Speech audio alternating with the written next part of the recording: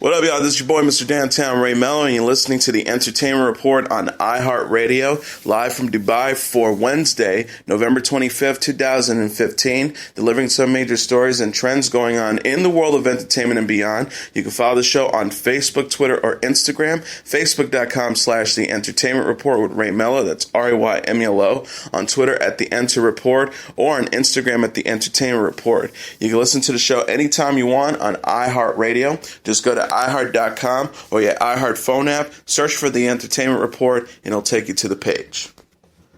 Wildlife conservationist and television personality Bindi Irwin and her professional dance partner Derek Hough were crowned the season 21 winners of Dancing with the Stars in Los Angeles Tuesday night. Irwin, 17, beat out her fellow finalists Nick Carter and Alex Garlactos for the honor. She screamed after learning she would be taking the coveted Mirror Ball trophy back to her home in Australia. "Thank you so much for everything. I can't believe that I am here. Thank you for changing my life." Season 22 is to kick off March 21st. No casting has been yet announced. Kim Kardashian West anxiously revealed her unborn son is breech on Tuesday. The 35-year-old reality star shared the news in a blog post on her website, telling her fans her baby is in the wrong position for childbirth. Kardashian is pregnant with her second child by husband Kanye West and expects her son to be born in December. She explains his head is still up and it's supposed to be down. "I've learned that you actually can deliver a breech baby, and I feel fortunate that my doctor, Paul Crane, is one of the few doctors that still does this. That just doesn't even teach it anymore."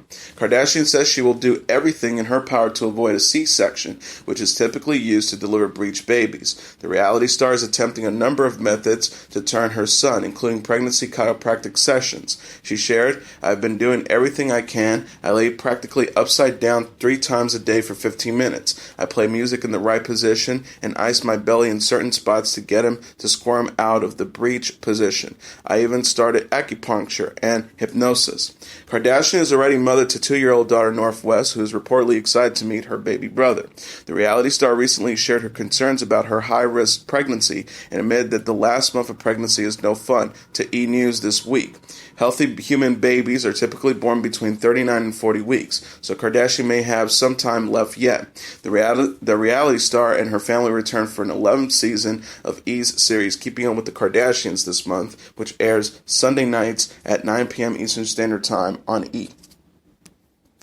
Production is now underway on the big screen comic book adaptation Doctor Strange, starring Benedict Cumberbatch and Chiwetel Ejiofor, Marvel Studio announced Tuesday. Set for release November 4th, 2016, the film will also feature Rachel McAdams, Michael Stuhlbarg, Mads Mikkelsen, and Tilda Swinton. Director Scott Derrickson will shoot the picture in several locations around the world, including London, New York, Hong Kong, and Kathmandu, Nepal. The movie follows the story of neurosurgeon Dr. Stephen Strange, who, after a horrific car accident, discovers the hidden world of magic and alternative dimensions, a synopsis says. Paramount Pictures released its trailer for The Big Short, starring Christian Bale and Brad Pitt, in the adaptation of Michael Lewis's book about the 2008 financial crisis and the 4 money men who saw what was coming and plotted to make a killing by selling short. Pitt and Bale play fictionalized versions of real-life hedge fund managers Ben Hockett and Michael Burry. Steve Carell and Ryan Gosling co-star as money manager Steve Elsman, played by Carell, and trader Greg Lipman, played by Gosling. The trailer shows the 4 characters taking advantage of Wall Street after predicting the 2008 housing crash. The men were among the few to profit from the U.S. financial crisis that began in 2007, peaked with the bankruptcy of the Lehman Brothers in 2008 and lasted until 2010. Michael Lewis's book chronicles the collapse, The Big Short, Inside the Doomsday Machine, that was published by W. Norton in 2010.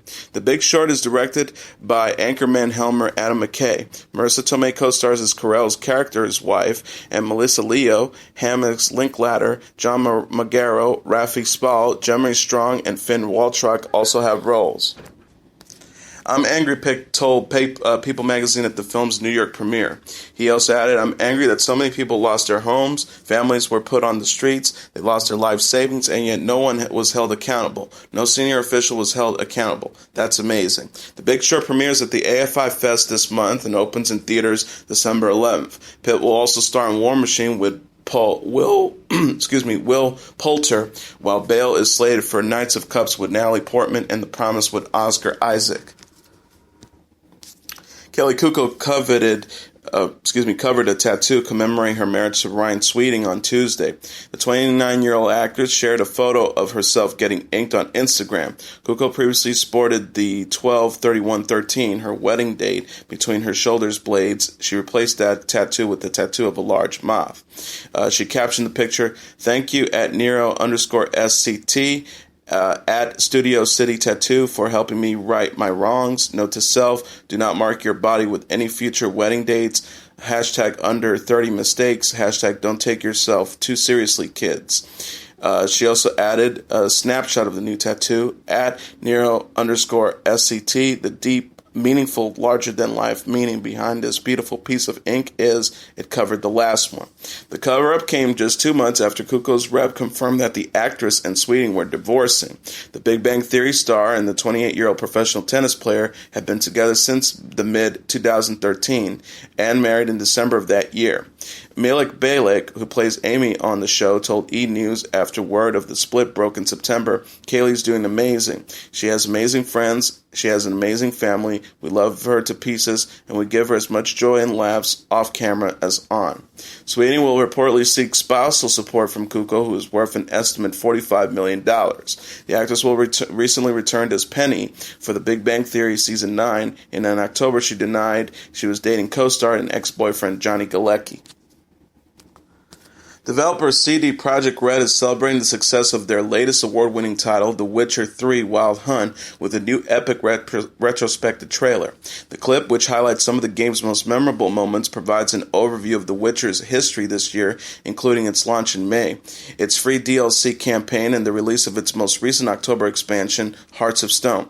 Game director Konrad Tomanetsky on the title's official YouTube page said, "This year was really epic for the entire crew behind The Witcher. We launched Wild Hunt, the RPG we've been working for so long that we've gone above and beyond to give gamers as many free DLC as we could, and then released Heart of Stone, which, judging from player feedback, took the game even further." He also added, "And we innovated along the way. If you compare Wild Hunt to our previous game, almost every element was improved or changed. Now we're working on Blood and Wine, the final expansion for Wild Hunt, which we will relaunch or launch in 2016. To thank everyone for being with us this whole time, we prepared something special. Enjoyed the epic trailer." Earlier this month, The Witcher 3 Wild Hunt was nominated for Game of the Year at the upcoming The Game Awards and led all other titles with 7 nominations. On Thursday, GOG.com will be live streaming on Twitch The Witcher 3 Wild Hunt, along with senior game player designers Thomas Carezza and Mark Sanjanowski to host a Q&A session with fans. As work on The Witcher wraps up, CD Projekt Red will next begin work on their newest opening world adventure, Cyberpunk 2077.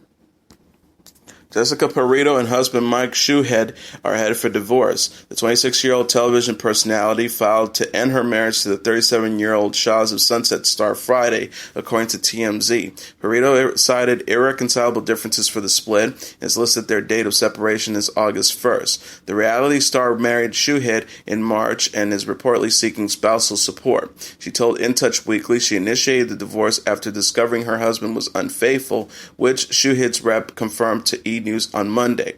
The rep said 2 years ago, before they were married, Mike made a terrible mistake and cheated on Jessica. She recently discovered a text message and he came completely clean to her. He feels terrible. Jessica is the most amazing woman in the world. Parido claimed to have found endless texts with different girls she slept with, and that her husband initially denied his infidelity. She said, "I really thought I knew him. We were together for 5 years before we wed. Now divorce is my only option." Shouhed has starred on Shahs of Sunset since the Bravo series debuted in 2012, while Parido has made appearances since season 2. The reality show was renewed for a 5th season in June, but has not set a premiere date. Ice Cube and Cedric the Entertainer return to the Barbershop series in the first trailer for the upcoming sequel, Barbershop 3 The Next Cut. The trailer, released by Global Grind and Ice Cube's Tuesday, featured Calvin, played by Cube, having to join forces with beauty shop owner Angie, played by Regina Hall, in order to keep their hair-cutting business afloat. Series regulars Eddie, played by Cedric the Entertainer, Terry, played by Eve, JD, played by Anthony Anderson, and Jimmy, played by Sean Patrick Thomas, are joined by a cast of musical newcomers including Nicki Minaj, Common, and Tyga. The third film in the franchise promises plenty of laughs in the series' signature banter. Barbershop 3 will also get more serious by tackling the issues of gang violence in Chicago, as Calvin and Angie's shop is affected by a recent spike in crime. Chrissy Teigen says she's not responsible for Tyra Banks' impending exit from Fab Life. The 29-year-old model shot down rumors of a feud with the 41-year-old television personality after some suggested she caused Banks to want to quit the daytime talk show. She wrote Monday on Twitter, "I don't know if you guys know how bosses work, but if Tyra and I were fighting as hard as you are saying, I would be the one off the show." Banks, who created and co-hosted the series since its premiere in September, announced last week she will leave the program in December. The television personality said in a statement she will instead focus on her new cosmetic company and other ventures. She qualified, "I will, however, continue to support the growth and success of Fab Life and greatly admire my fellow co-hosts and the talented production team behind the show." Teigen, Yahoo Style Editor-in-Chief Joe Z, interior designer Laura Mock, and YouTube star Leah Ashley are expected to continue on as co-hosts. The model also co-hosts Spike TV series Lip Sync Battle and is expecting her first child with husband, musician John Legend. Oscar winner Jennifer Lawrence is ready to move on from The Hunger Games in the wake of the franchise's finale. The 25-year-old actress reminisced on the last 5 years working on the film, saying at the time she started Mockingjay Part 2 seems so far away. She told Entertainment Weekly, "It does feel over. It didn't for a while, and I didn't think it would ever sink in, but it has now. It feels over, and that's okay. It's okay to move on." The final film's bow in theaters last week proved less than staggering at the box office, as it earned $102 million in weekend sales over the higher-earning Catching Fire from 2013, which earned $158 million. Some have cited the leading actress's age and overarching fame as part of the reason why Mockingjay Part 2 made less of an impact on initial box office numbers. Aside from playing Katniss Everdeen in Hunger Games, the actress has also played more mature roles in Silver Lining Playbook and American Hustle. Critics say they believe the older roles cut into her popularity in the young adult novel adaptations, where she played 16 and 17-year-old Everdeen. In terms of the future, Lawrence says she's looking to expand her behind-the-scenes presence as a screenwriter. She told Entertainment Weekly, "I'd like to write some stuff that I'm not acting in, too. I want to get back into acting in small, dark stuff. I want to get back into indies," she added. Lawrence also said she'd like to direct comedies like the one she wrote with friend and comedian Amy Schumer. Holm is eager for a rematch with former UFC champion Ronda Rousey. The 34-year-old MMA fighter discussed her stunning victory over the 28-year-old star in an interview Monday on Late Night with Seth Meyers. Holm gave Rousey her first career loss in UFC 193 on November 15th after knocking the younger athlete out in round 2. The new champion explained, telling Myers she thanked Rousey. "The reason why this fight is so big, why this is a win so big for me, is because she was that good, she was that dominant. So after the fight, I was just like, hey, a lot of us wouldn't have the opportunities without you, and I appreciate you." She said of the potential rematch, "I welcome it. I've been on the other end of losing a belt before. I know that she'll be wanting to avenge her loss. I have to train twice as hard. She's a competitive person, and we all know that. She'll be coming back hard." Rousey promised she'll be back on the night of her loss, but some, including UFC featherweight champion Jose Aldo, predict she won't fight again. The former undefeated women's bantamweight champion was placed on a 6-month medical suspension from the sport last week. Holm, who was the decisive underdog in the fight, has been swept up in a media frenzy since her win. The champion appeared on Live with Kelly and Michael prior to Late Night, recreating the fight with co-host and retired NFL star Michael Strahan. Mark Hamill has confirmed his return as Luke Skywalker in the 8th upcoming Star Wars film scheduled for 2017. The 64-year-old actor, who appears on TV series The Flash as the Trickster, replied to a fan's query about his beard on Twitter, revealing it's ready for his big-screen reprisal as the aged Skywalker. One Twitter user asked the famed actor, "How's the hashtag contractually obligated facial hair coming along?" Hamill wrote back, "Last shaved on October 22nd after final day of my second, hashtag The Flash, just in time for episode 8. Whew." Netizens took Hamill's tweet as a short confirmation of survival of the events of the Star Wars franchise 7th installment, The Force Awakens. Before then, it was unclear if he would play any significant part in either the 7th or 8th films. Hamill's return to both films is now listed on his IMDb page. Hamill returns to Force Awakens alongside Carrie Fisher, who plays his twin sister Princess Leia in the original films. Fisher returns as General Leia in Episode 7, saying she's long ago accepted the fact that she will always be associated with her famed on-screen Star Wars character. She said to Time magazine, "I have that as a large part of the association with my identity." There wasn't a lot of hesitation to return to the movie. Speaking of her character in Force Awakens, she expressed, "Leia has gotten so much older. I tried to stop her, but apparently that includes death, so that didn't seem like a good solution. Along with aging comes life experience, so in every way that is consistent with ever being human. Leia has changed." Fisher and Hamill, along with Han Solo actor Harrison Ford, were spotted together in London ahead of the production's start date in April of last year. Star Wars The Force Awakens is set to hit theaters December 18th. Actress Felicia Day has joined the cast of the upcoming Mystery Science Theater 3000 revival. Series creator Joel Hodgkins announced the news on Kickstarter Monday, where he has already raised over $2.5 million in an effort to produce more episodes of the cult comedy classic. Should the campaign reach its $5.5 million stretch, Hodgkins has promised to produce a full season of 12 episodes. Day is set to star as Kinga Forrester, the show's next Mad, and the daughter of the series regular Dr. Clayton Forrester. Hodgkins also announced that comedians Hampton Yount and Baron Vaughn are set to voice Crow and Serval, respectively, while noting that none of these castings are final until the end of the funding raising period. Earlier this month, Jonah Ray was announced as the new host. Day confirmed the news on Twitter, writing, "Yes, it's true. I'm going to play Dr. Forrester's daughter on the new at MST3K. Will terrorize the hell out of at Jonah Ray." Mystery Science Theater 3000 originally aired for 11 seasons before it went off the air in 1999. The series famously features two mad scientists, Dr. Clayton Forrester and Dr. Lawrence Edhard, who along with their test subjects Joel Robbins watch and comment on various B-movies in order to take over the world.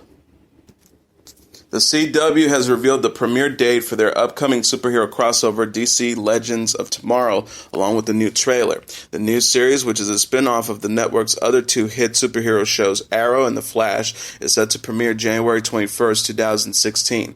On Monday, the first trailer of Legends was released, which featured Arrow and The Flash fan favorites such as the Atom, played by Brandon Ruth, Sarah Lance, played by Kathy Lotz, Captain Cold, played by Wentworth Miller, his partner Heavy Wave, played by Dominic Purcell, and Firestorm, played by Victor Garber and Franz Darmany, banding together to travel through time in order to stop the evil Vandal Savage, played by Casper Crump.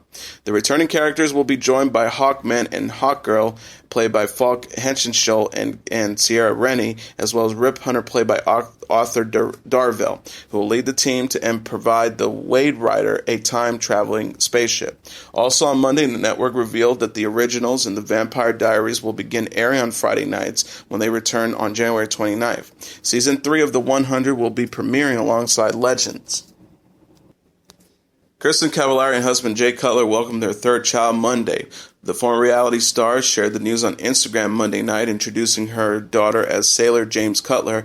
She was born at 1:32 that afternoon. The celebrity couple also are the parents to sons Jackson, 18 months, and Camden Jack, 3 years. The Laguna Beach star and fashion designer announced she was pregnant in May of this year, writing in a public message, "We are at it again. Thrilled to announce baby number 3 is on the way. The Cutler crew keeps on growing."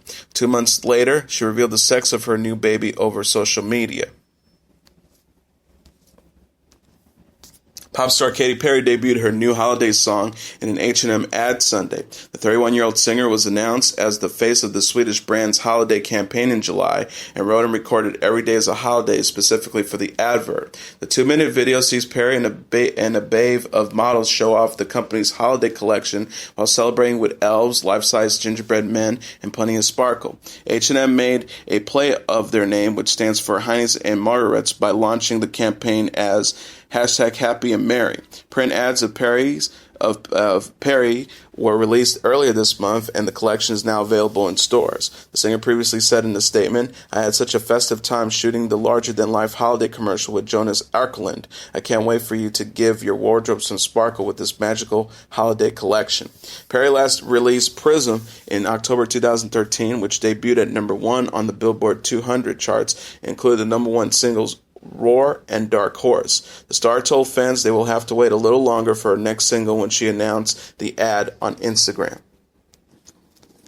Adele's newest album, 25, is the newest record holder for highest U.S. record sales in a single week. The album, released November 20th, has sold more than 2.4 million copies in about 3 days, Nielsen Music reported Monday, according to Billboards.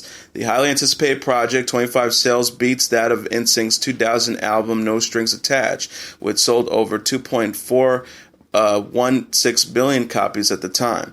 Industry executives predict the record could sell a staggering 2.9 million units before the week's end. The British songstress, 27, wrote an emotional message to fans following the record's debut. She said, "This feels like such a long time coming. My new album is finally out. I'm so overwhelmed and grateful to be able to even put another record out and put it out how I want." She also added, "I hope you enjoyed the record as much as I enjoyed making it for you."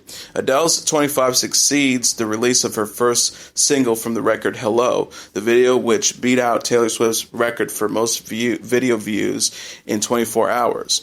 Nielsen Music has been tracking sales since 1991, before there was no authoritative sales tracking service. Rapper and New Jersey native Fetty Wap celebrated a visit to the mall with his daughter by making it rain with $2,000 cash thrown from a balcony. Fetty Wap, real name Willie Maxwell II, tweeted he visited the Westfield Garden State Plaza Mall in Paramus with his daughter Saturday, and he was so happy that he decided to throw $2,000 cash from a balcony. A video recorded by Twitter user @AllisonMayo1234 and posted to a social media site by friend @iTracy shows the rapper throwing the money while a crowd gathers beneath to collect the cash. @AllisonMayo1234 tweeted, "I got $7 Fetty today." And a passing to report, Cynthia Robinson, trumpeter and co-founder of the psychedelic soul band Sly and the Family Stone, died of cancer on Monday, according to the musician's Facebook page. She was 69. As a trumpet player and vocalist, Robinson played with Sly and the Family Stone until the band's dissolution in 1975, but continued to collaborate with its lead singer Sly Stone on occasion following the breakup. The band carried the legacy as one of the first intergender, interracial musical groups to promote message of social awareness. Robinson's role in Sly and the Family Stone eventually earned her recognition as one of the first black female trumpeter players in popular music and an induction into the Rock and Roll Hall of Fame, making her the only female trumpeter to receive such a distinction. Robinson made contributions to the music world for nearly 50 years. In most recent years, she performed on stage across the U.S. and Europe, playing with the likes of Prince, George Clinton, and Larry Graham. In 2006, Robinson joined original band members and as special guest performers in a Sly and the Family Stone's tribute at the 48th Annual Grammy Awards. Her cancer diagnosis was announced in October. She was 69. The iconic blue and white dress Judy Garland wore in The Wizard of Oz sold at an auction for $1.56 million Monday. An unidentified buyer beat out two others at an auction in Bonhams. The dress, a blue gingham apron and shirt costume worn by Garland in the 1939 classic, and one of only two known to be in existence, surpassed estimates. It was expected to sell between $800,000 and $1.2 million. Costumes from the film have sold well before. The Cowardly brightly lined costume worn by Burt Lara sold more than $3 million last year. One of the blue and white dresses sold for $480,000 in 2012. A test dress created for, but not actually worn in the film, fetched $245,000 last year. Catherine Williamson, Bonham's director of entertainment memorabilia, said, "As we witnessed today in the Bonham sales room, the dress is considered a true and timeless icon of classic Hollywood." Monday's auction featured 400 pieces of classic film memorabilia sold in conjunction with Turner Classic Movies, including Steve McQueen's racing suit in the movie Le Mans and scripts from Casablanca. And now let's take a look at what happened on this date in entertainment history. On this date in 1974, singer-songwriter Nick Drake dies. The time-worn cliche that no great artist is appreciated during his lifetime has rarely held true of pop musicians in the era of rock and roll. Far more modern pop stars have outlived their popularity and commercial viability than have achieved it for the first time only decades after their death. One glaring exception to this rule, however, is the English singer-songwriter Nick Drake, a performer far better known today than at any point during his lifetime. On this date in 1974, Nick Drake died of an overdose of prescription antidepressants in his home in Warwickshire, England. His death brought an end to a tragically short recording career, but has set the stage for one of the biggest posthumous comebacks in popular music history, fully a quarter century later. Drake was born in 1948 in Rangoon, Burma, and came of age in England during the creative musical ferment of the 1960s. They were clearly influences by the likes of Bob Dylan and frequently referred to as a folk singer. Drake's sound was, as it's still, unique enough to defy easy categorization. Discovered at the age of 20 while playing live in various London venues, Drake completed his first album, 5 Leaves Left, within a year. A work of delicate melancholy beauty, 5 Leaves Left now commonly earns a place on lists of greatest ever albums lists, but it sold extremely poorly in its day, as did the only two other albums Drake released during his lifetime, 1970's Brighter Ladder and 1972's Pink Moon. A longtime sufferer of serious depression, Drake did little to improve his commercial fortunes by withdrawing from society and refusing to play live or grant interviews. In the years after his death on this date in 1974, his music earned him a cult following, but nothing approaching stardom. Increased, cited by contemporary stars as musical influence over the course of the 1980s and 90s, however, Drake stayed on the fringes of popular consciousness long enough to gain stardom by an unlikely means some 25 years after his death, when a memorable Volkswagen television commercial was set to the title track of his final album, Pink Moon. After airing for the first time in February 2000, the Volkswagen ad featured Pink Moon led Nick Drake to sell more albums within the next year than he ever sold during his lifetime. And that is your entertainment report for Wednesday, November 25th, 2015. I'm your host, Mr. Downtown Ray Melo. I'll be back on Monday to deliver some major stories and trends going on in the world of entertainment and beyond. You can follow the show on Facebook, Twitter, or Instagram. Facebook.com/The Entertainment Report with Ray Melo. That's RayMelo. On Twitter at The Enter Report, or on Instagram at The Entertainment Report. You can listen to this episode or any previous episodes of The Entertainment Report anytime you want on iHeartRadio. Just go to iHeart.com or your iHeart phone app, search for The Entertainment Report, and it'll take you to the page. Everyone have a happy Thanksgiving. Good night, and God bless you all.